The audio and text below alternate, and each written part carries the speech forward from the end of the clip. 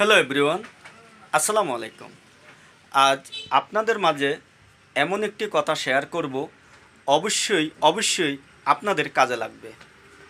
আমরা আসলে অনেকে অনেক সময় অন্যের কথার মাধ্যমে আমরা অনেক বড় একটি কাজ করে থাকি, কিন্তু কাজ করার আগে কখনো ভাবিনি যে আসলে আমি ওনার কারণে কত বড় একটি অ্যাক্সিডেন্ট হতে যাচ্ছে এবং কি ক্ষতির সম্মুখীন হতে যাচ্ছি।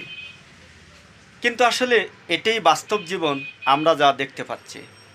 তো যেই বিষয়টুকু নিয়ে কথা বললাম, এমনও দেখা গেছে আপনাকে ওই পরিচিত ব্যক্তি আপনাকে একটি অফার করলো যে ভাই, আমি তো এমন জায়গায় জব করি, সেখান থেকে আমি অনেক টাকা অর্থ উপার্জন করতেছি, কিন্তু আপনি বসে থাকবেন কেন? আপনিও করতে পারেন। সেই বিনিময়ে এখানে আপনি কিছু অর্থ এখানে ইনভেস্ট করতে হবে, আর এই ইনভেস্টের কারণে প্রতি মাসে আপনি এখান থেকে অনেক টাকা অর্থ উপার্জন করতে পারবেন।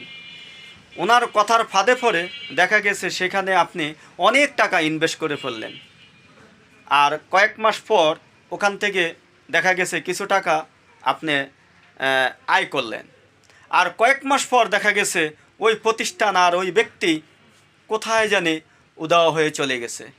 কিন্তু একটি কথাই বলেছিলাম, আর একটি কথাই বলতে চাই, যেখানে সবচাইতে বেশি লাভবান আছে সেখানে সবচাইতে বেশি ক্ষতির সম্মুখীন আছে।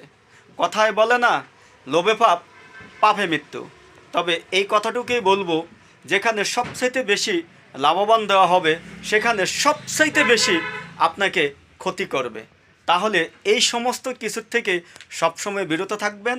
যদি কেউ আপনাকে এমন কোনো কিছু অফার দিয়ে থাকে, ওসব অফারে যাওয়ার আগে একটু চিন্তা ভাবনা করবেন।